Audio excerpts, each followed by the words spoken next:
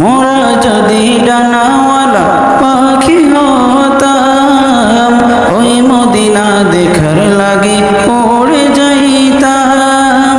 মোরা যদি ডানাওয়ালা পাখি হতাম, ওই মদিনা দেখার লাগে পড়ে যাইতাম।